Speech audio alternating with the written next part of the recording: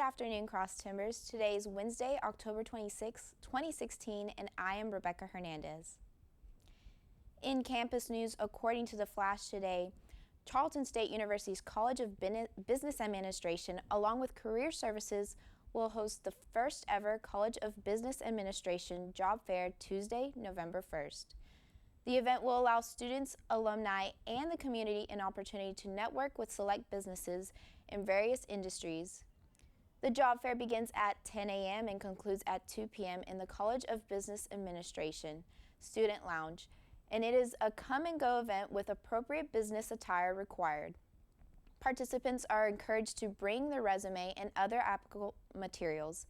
For additional information about the job fair, call 254-968-9078 or email careers@tarleton.edu.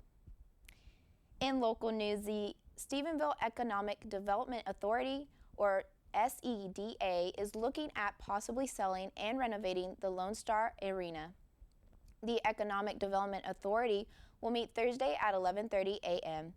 To further discuss the details of this plan, financial assistance will possibly be needed for infrastructure and related improvements, which will cost $1.2 million. There are several individuals and groups interested in purchase of Lone Star Arena, including a possible consortium of the city, SEDA, and other entities, said SEDA Executive Director John Hubbard. There are lots of possibilities, and this is the primary work to put things in place should a sale occur. Hubbard has also said that he does not have details regarding remodeling or renovation since the sale has not yet taken place. Cody Johnson, an owner of Twisted J Apparel, is one of the parties interested in buying the arena. Johnson said that if he buys the facility and funding is designated, he would also use the money to improve the arena. In state news yesterday, prosecutors in the trial of former state psychiatrist Charles Fisher, of 64 years old, acknowledged in opening statements that some of his accusers have history of lying. Travis County prosecutors then told jurors the past fabrications and the victim's history of mental illness did not change the behavior of Fisher. Fisher used to be a psychiatrist at the Austin Hospital until he was accused of having sex with 5 teens under his care from 2001 to 2005. In 2011, Fisher was fired and had his license suspended. He was then indicted in 2012 on multiple charges, one of which included 9 counts of sexual assault of a child. Fisher denied the claims and pleaded not guilty. A number of changes were adopted in the 2011 year by state officials after Fisher made accusations such as transferring employees accused of sexual abuse or being placed on leave, as well as having treatment room doors unlocked during sessions and for treatment to be provided in rooms with windows or where staff can be observed by other employees. Jerry Morris, Fisher's attorney, told jurors that the alleged victims, now adults, suffer from hallucinations, personality disorder, and other illnesses that undermine the validity of their claims and the many of the allegations that were investigated at the time, but were dismissed because they were unfounded. In state news, with Election Day just around the corner, the AP reports that the threats and passions surrounding the presidential race have led to some communities around the U.S. to move polling places out of schools and even cancel classes on Election Day. Schools in Illinois, Maine, Nebraska, New Hampshire, Ohio, and Wisconsin are just some of the many states that the classes have been canceled or voting moved elsewhere.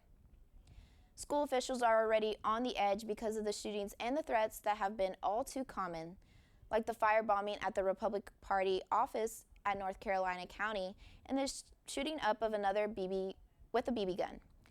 A lot of concerns are coming from parents who are mostly concerned of the risk that it puts their children in.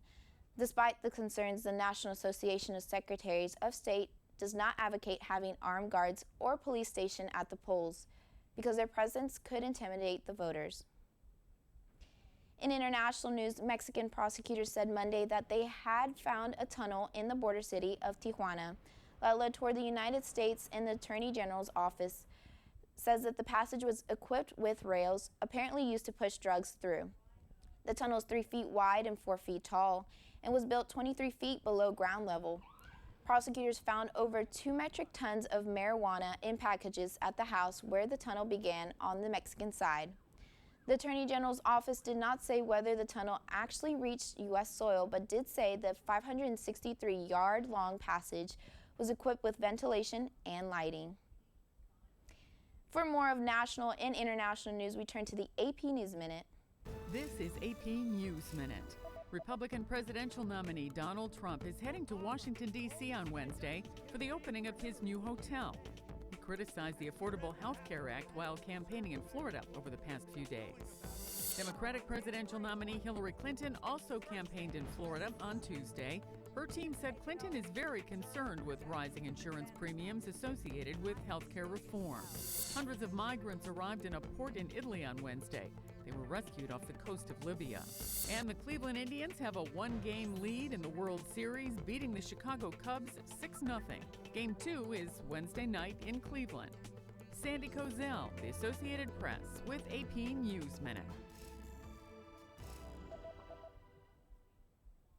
Today's weather is brought to you by weather.com.